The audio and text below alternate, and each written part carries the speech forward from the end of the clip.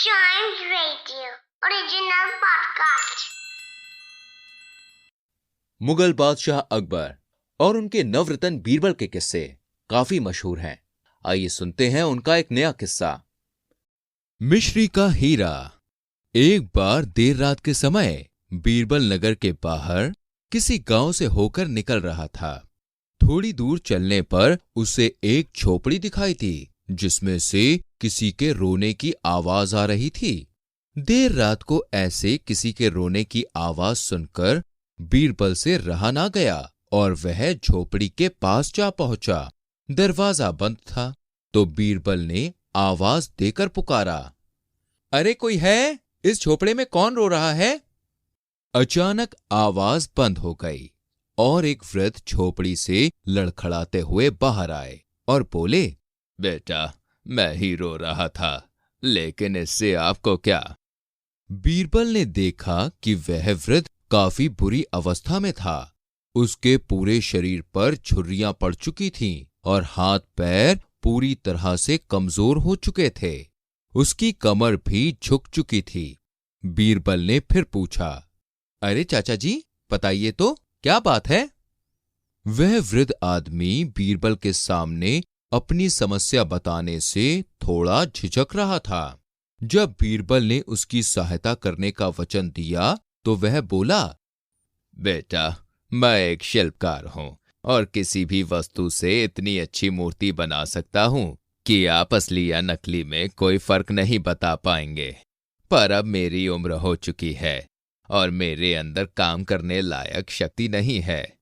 अगर मेरा कोई बच्चा होता तो वो इस उम्र में मेरा सहारा बनता, पर घर में मेरे अलावा कोई नहीं है। पूरी उम्र लगाकर मैंने एक एक पैसा जमा करके अपने बुढ़ापे के लिए कुछ पूंजी इकट्ठी करी थी। कुछ दिन पहले जब मुझे किसी काम से बाहर जाना था तो मैंने अपनी सारी पूंजी नगर के साहूकार के पास रख दी, पर जब मैं वापस आया तो उसने मुझे मेरा सामान लौटाने से मना कर दिया। अब मेरे पास कुछ भी नहीं बचा है। मैं 3 दिन से भूखा हूं और भूख बर्दाश्त न कर पाने के कारण रो रहा था। बीरबल साहूकार की हरकत से आग बबूला हो उठा और उसने साहूकार को सबक सिखाने की ठानी। फिर उन्होंने सोचा कि यह अंधेरी रात है, अभी इतनी रात में इस व्रत की कोई मदद नहीं हो पाएगी। इसलिए बीरबल ने उस समय किसी तरह वृद्ध आदमी को आराम करने को कहा और अगले दिन अपने घर आने को कहा। वृद्ध अपनी झोपड़ी में चला गया और सुबह होने का इंतजार करने लगा। सारी रात उसे भूख के कारण नींद नहीं आई। अगले दिन सूर्योदय होते ही वह वृद्ध अपनी लाठी टेकते हुए बीरबल के बताए पते पर निकल पड़ा। बीरबल ने वृद्ध की खूब मेहमान नवाजी की, उसे खूब अच्छे अच्छे पकवान खिलवाए और नए कपड़े भी दिए। जब वृद्ध का पेट भर गया तो बीरबल ने कहा, चाचा जी, इस समय आपको केवल 15 दिन का खर्चा देकर वापस भेज रहा हूं। इसके साथ ही मैं आपको एक मिश्री का डला दे रहा हूं। आपको इस मिश्री के डले को इस तरह से तराशना है कि ये बिल्कुल एक सुंदर हीरे जैसा लगे। आप जल्द से जल्द इस मिश्री के डले का हीरा बनाकर मुझे दे दीजिए और फिर 15 दिन बाद आइए। मैं वादा करता हूं आपको आपकी जमा पूंजी वापस मिल जाएगी। वृद्ध कमाल के शिल्पकार थे। उन्होंने मिश्री के डले को इतना सुंदर तराशा कि वह असली के हीरे को भी मात दे देता। अब इसके आगे का काम बीरबल का था। बीरबल जानता था कि साहूकार धन और जवाहरात का बहुत बड़ा लालची है। इसलिए बीरबल ने उस मिश्री के हीरे को अपनी पगड़ी में लगाया और बाजार घूमने निकल पड़ा। घूमते घूमते बीरबल जानबूझकर साहूकार की दुकान के सामने से निकला। साहूकार की नजर बीरबल की पगड़ी पर पड़ी और उसका तीर ठीक निशाने पर बैठा। साहूकार की आंखों में चमक आ गई। साहूकार सोचने लगा कि किसी न किसी तरह वह हीरे को हथिया ले। वह बीरबल से चालाकी से बोला, क्यों भाई, ये नकली हीरा पगड़ी में लगाकर कहाँ घूम रहे हो? बीरबल समझ गया कि साहूकार उनके जाल में फंस गया है। वह भी भोलेपन से बोला, कैसी बात करते हो साहूकार जी? 20,000 की सोने की मोहरें देकर खरीद कर लाया हूं इसे। 100% शुद्ध और असली हीरा है यह। साहूकार हंसकर बोला, तुम्हें किसी ने बेवकूफ बनाया है। मैं एक साहूकार हूँ और सोते जागते मेरा हीरे जवाहरात से ही पाला पड़ता है। मैं नहीं समझ पाऊंगा कि हीरा असली है या नकली। यह नकली हीरा 200 मोहर देने के लायक भी नहीं है।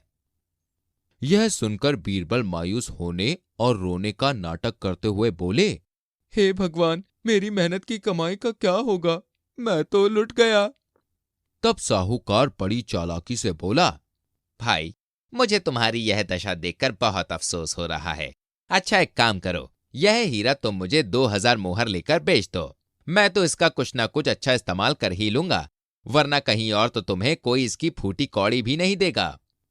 बीरबल मन ही मन प्रसन्न हुआ और साहूकार को हीरा देकर बड़ी प्रसन्नता से 2000 मोहरें लेकर वहां से वापस आ गया। साहूकार भी अपनी चतुराई पर बहुत खुश हो रहा था। जब रात हुई तो साहूकार ने दुकान बंद करी और हीरा लेकर घर की तरफ निकल पड़ा। रास्ते में उसे चोरों का डर लगने लगा। अपना हीरा बचाने के लिए उसने हीरा मुंह में रख लिया। घर पहुंचते पहुंचते मिश्री पिघल गई और इसके साथ हीरा भी। साहूकार के पास अब केवल अपना सर पीटने के सिवा कुछ ना बचा था। उधर बीरबल 2000 सोने की मोहरें लेकर उस वृद्ध आदमी के पास पहुंचा। इतना धन देखकर बुजुर्ग की खुशी की कोई सीमा ना रही। वह बीरबल को कोटि कोटि धन्यवाद देने लगा। उस पर फिर बीरबल बोला, चाचा जी, इसमें मेरा कोई उपकार नहीं है।